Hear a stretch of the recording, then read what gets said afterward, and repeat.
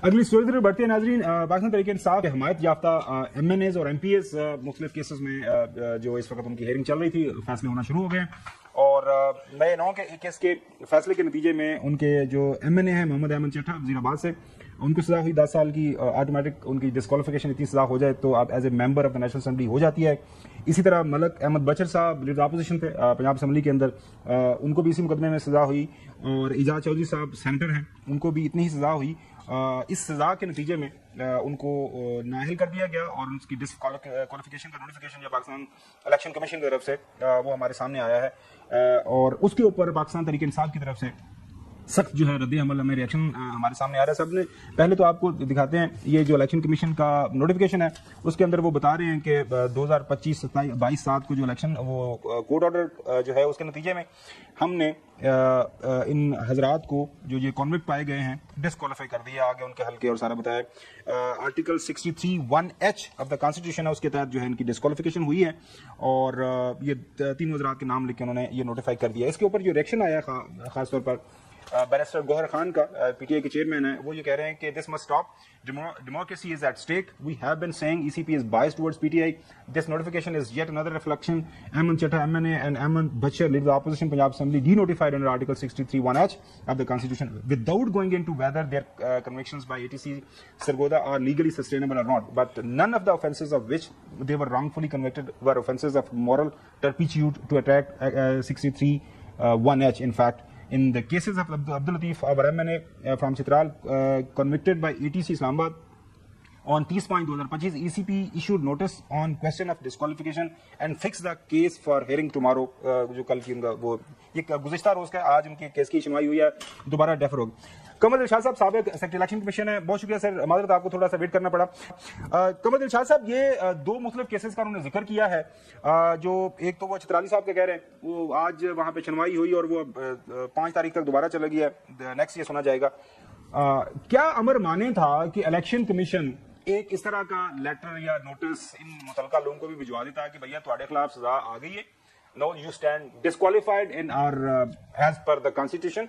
अब अगर आप कोई मजीद इसके ऊपर कुछ कहना चाहते हैं आप हमारे साथ शेयर कर सकते हैं, लेकिन उन्होंने डायरेक्ट नोटिफिकेशन कर दी, उनकी जो है डिस्क्वालिफिकेशन का, without any reference from the speaker side. आपकी नजर में, अपने जाहिर है आपने इलेक्शन कमीशन को हेड किया है, ये नॉर्मल प्रैक्टिस है या इसमें थोड़ी सी जल्दी दिखाई गई है बिकॉज PTI के बहुत जल्दी है, बायसनेस है जो कि हमारे सामने आई है इलेक्शन कमीशन की तरफ से? क्या वजह साहब? जनाब, सबसे बड़ी अहम बात यह है कि इलेक्शन कमीशन ऑफ पाकिस्तान ने जो 9 मई के जो फैसले के बाद जो उनको सजा मिल गई है, 10 साल की सजा दी गई है, उस सजा को देखते हुए इलेक्शन कमीशन ऑफ पाकिस्तान के पास इख्तियारात हैं इलेक्शन एक्ट 225 के तहत, जिसमें लिखा हुआ है कि अगर किसी को सजा हो जाती है तो फिर इलेक्शन कमीशन जो है उस हल्के पर दोबारा इंतखाबात कराने का मजाज है।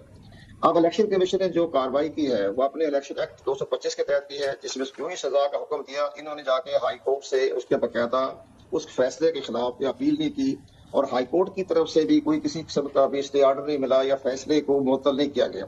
अगर वो फैसला मुअत्तल भी कर दें तो फिर कानून में ये लिखा हुआ है कि जब तक सजा मुअत्तल नहीं होती तो इलेक्शन कमीशन पाकिस्तान जो है वो ज़िमनी इंतखाबात करवाने का मजाज है। अब यहाँ ये सूरत हाल पैदा हुई है, अभी तो हाई कोर्ट बनी गई, अगर हाई कोर्ट जाते हैं और हाई कोर्ट इनको सारी सजा जो है वो उसको सस्पेंड कर देती है, फैसले को मुअत्तल कर देती है, तो फिर ये इलेक्शन नहीं होंगे।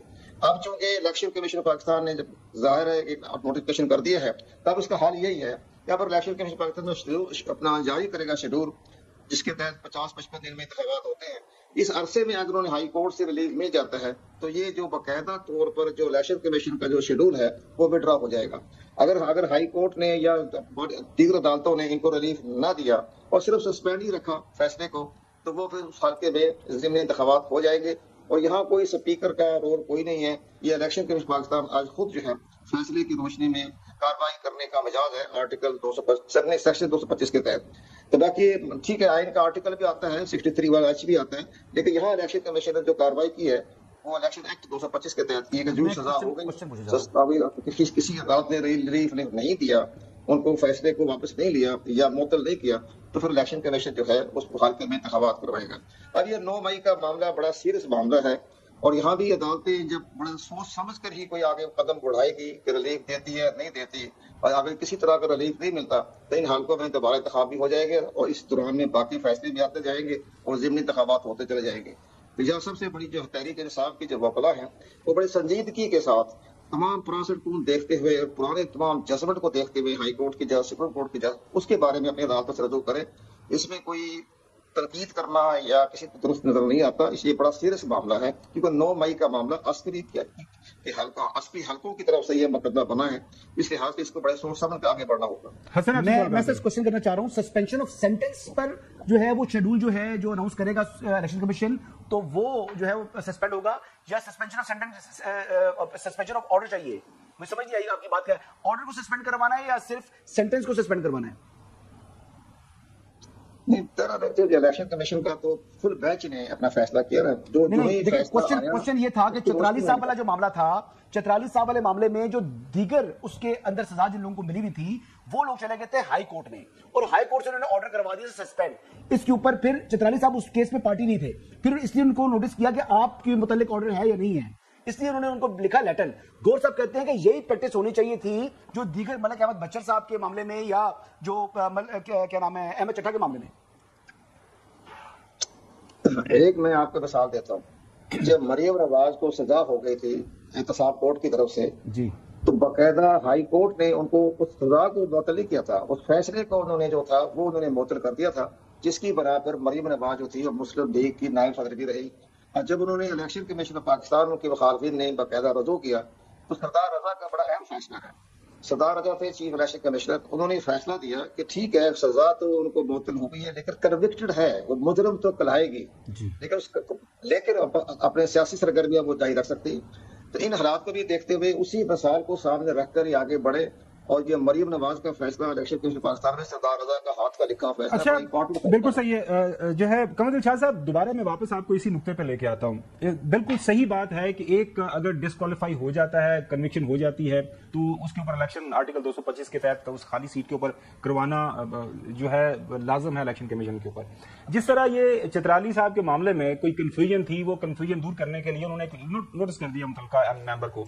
अब यहाँ पे सवाल मेरा आपसे ये है कि अगर फर्ज करें ये जो जिनको सजा हुई है लोग, ये मीनवाइल हाई कोर्ट किसी से इसके खिलाफ स्टे ऑर्डर ले आते हैं, कहीं को मूव कर लेते हैं, हो सकता है उनको स्टे ऑर्डर मिल जाए, वो पब्लिक ना हो, तो क्या मुतल्लिका मेंबर से पूछना मुनासिब नहीं है? मतलब on what basis election commission ये नोटिस लिया, उनको ये जो है उनको वसूल हुआ ये फैसला, क्या कोर्ट ने बराह रास्त भिजवाया, उन्होंने जाके कोर्ट से लिया? तरीकाकार यही होता है कि जिस मुतल्लिका स्पीकर है, जो हमें पता है कि वो कहता है कि ये इस बंदे के खिलाफ आ गया ना, ये फैसला आ गया, ये आप इसके ऊपर जो है एक्शन करें, या उसका ओपोनेंट है उस हल्के से कोई बंदा जो है वहां पे उनका पॉलिटिकल ओपोनेंट है, वो इलेक्शन कमीशन में जा सकता है कि जी मेरा जो मुखालिफ था माजी में वो अब डिस्क्वालीफाई हो गया, ये मैं फैसला आपको देता हूं, तो आप इसके ऊपर जो है एक्ट करें। मैं ये समझना चाह रहा हूं कि बजाते खुद without any formal conveyance of the वो जो है जजमेंट उसके सामने जब तक इलेक्शन कमीशन के सामने नहीं आती, इलेक्शन कमीशन ये फैसला कैसे ले सकता है कि मैंने अब इसके ऊपर इलेक्शन करवाना है? इसका एक और मैं आपको मिसाल देता हूँ। जी प्लीज। ताकि आपका प्रोग्राम बड़ा इंपॉर्टेंट होता है और पैनल कौन सा देखा जाता है।